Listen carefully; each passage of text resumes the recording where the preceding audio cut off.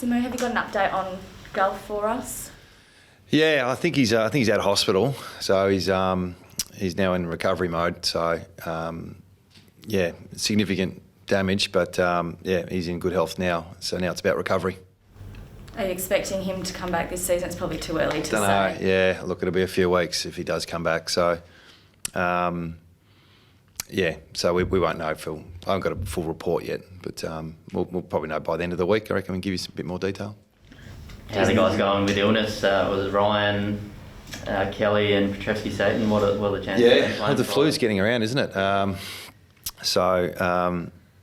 Look, we're not the only club to deal with that, but they're all here today, so they'll train. They'll train today, so it's Friday night game. So hopefully they've got through and they're all available, but we'll see how they pull up. But I think every club's dealing with a bit of the flu. If you're assuming you do get Kelly back, that midfield, Kelly, Yo, Shuey, Gaff, Redden, starts to take on a much better look. Confidence does that give you? Well, it's sort of part of the planning pre-season, the midfield that we might have. It just hasn't happened for a while, over a year. So we'll wait until it does happen before we talk about it. We're starting to get players back. I think we had 7 last week. Liam should be available, and Kelly, and a few other guys there. So it'll look a bit stronger this week, hopefully. Do you still go into games in the second half of the season feeling like underdogs, given sort of what's happened in the first half of the season, or are you starting? I think so. Yeah, getting that winning feeling back would be nice. So, but that takes time, and it's not as easy as you think. So, getting belief and expectation and all those things in play. I think the last couple of games we've played, we've been better, but we haven't had a win. So, we're desperate for a win. A lot of people have praised how competitive you were against Geelong, but how winnable did that game feel for you for most of those 4 quarters? The whole day, they just probably had,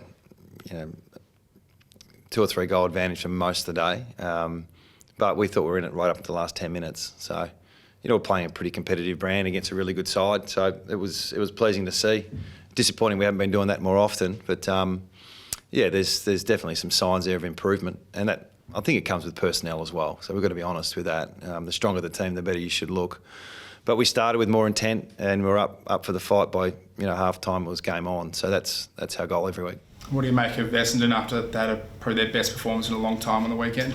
Yeah, they've probably been a little bit like us, down on confidence, not as consistent as they would have liked, coming off a really good season last year. But their kids are coming through pretty well. They're a really young side, and they beat up the Saints last week. So contested ball, looked really strong, looked dangerous with the ball as well, and they defended really well. So it's pretty simple.